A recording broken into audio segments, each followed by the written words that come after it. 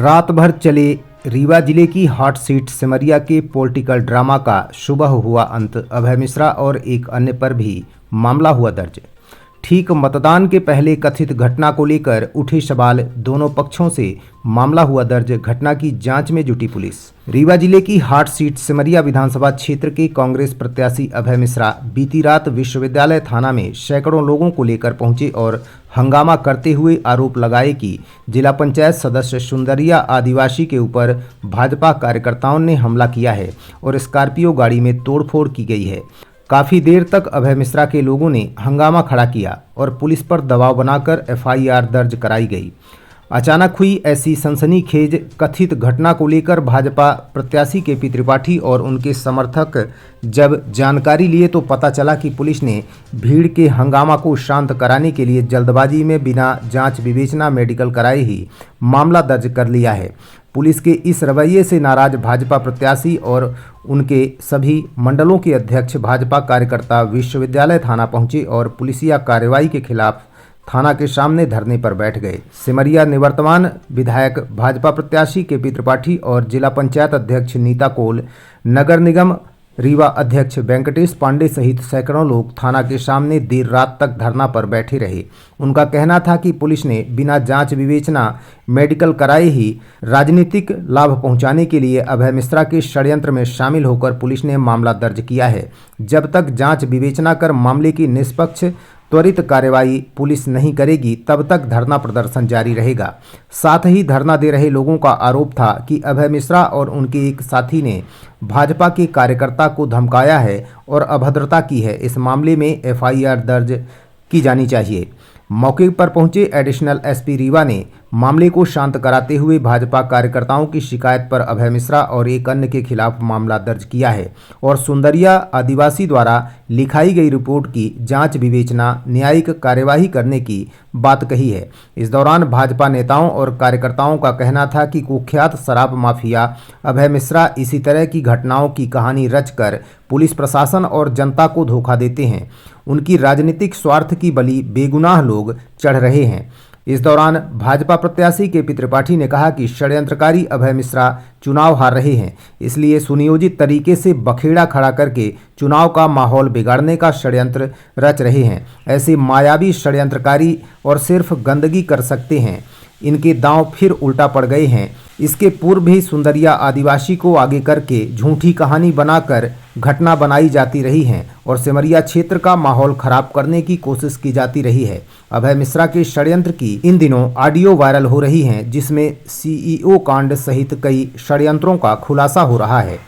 इस दौरान जिला पंचायत अध्यक्ष नीता कोल ने कहा कि आदिवासियों के वोट के लिए उन्हें भ्रमित करने के लिए कांग्रेस प्रत्याशी अभय मिश्रा और सुंदरिया आदिवासी ऐसा षड्यंत्र कर रहे हैं। उनके इस नाटक और षड्यंत्र का असर आदिवासियों पर नहीं पड़ने वाला है। सुंदरिया आदिवासी और अभय मिश्रा जनता को गुमराह करने के लिए गलत काम कर रहे हैं। अभय मिश्रा के षड्यंत्रों का इन दिनों ऑडियो वायरल होने का सिलसिला जारी है। सिमरिया विधानसभा क्षेत्र में अभय मिश्रा द्वारा निवर्तमान विधायक और भाजपा प्रत्याशी केपी त्रिपाठी को बदनाम करने की विगत कई वर्षों से साजिश की जा रही है, जिसका खुलासा इन दिनों ऑडियो वायरल से हो रहा है, जिसमें सीईओ कांड को लेकर भी एक कथित पत्रकार और अभय मिश्रा के बीच हो रही बातचीत का ऑडियो शामिल है। ठीक चुनाव के पहले वायरल हो रही ऑडियो से यह स्पष्ट हो गया है कि अभय मिश्रा साम दाम दंड भेद अपनाकर किसी भी तरह से अपने वर्चस्व को बनाने के लिए किसी भी हद तक जा सकते हैं, क्योंकि बीते सप्ताह उन्होंने एक झूठी अफवाह प्रेस कॉन्फ्रेंस कर फैलाई थी कि ईडी का छापा उनके यहाँ पड़ने वाला है। तो चुनाव आयोग के हाथ में प्रशासन है, चुनाव चल रहे हैं।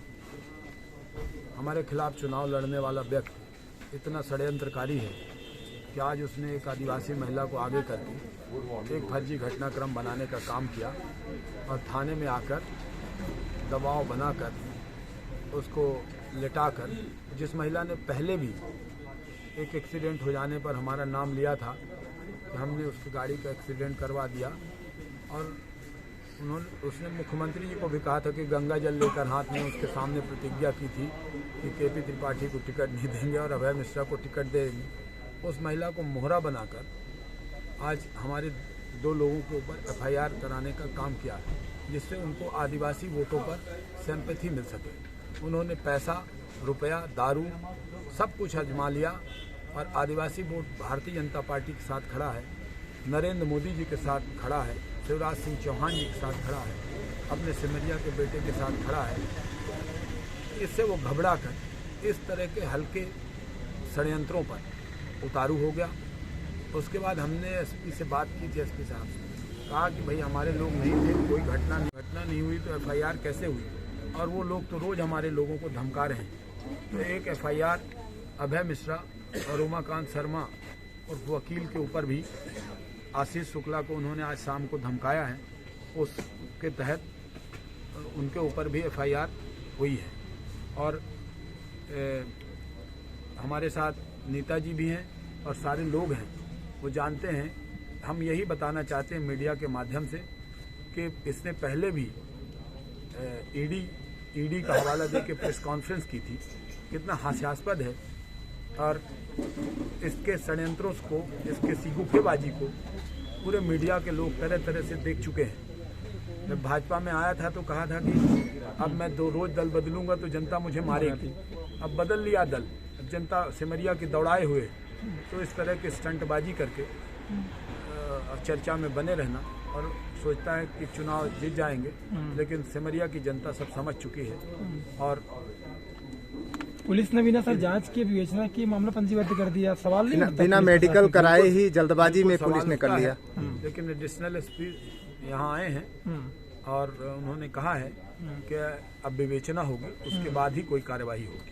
बिना मेडिकल के मामला पंजीबद्ध हो गया, कैसे विवेचना सर? अब वो ये उनसे पूछिए, वो बताएंगे। लेकिन उन्होंने कहा है ठीक है कि अब जो हो गया सो हो गया, अब पहले विवेचना होगी और सत्यता की जांच होगी, और सत्य पाए जाने पर मुकदमा अपने आप खारिज हो जाएगा। तो डर है हार का इस बार अभय को? बिल्कुल, हार के डर से ये पॉलिटिकल हथकंडे अपना रहे हैं।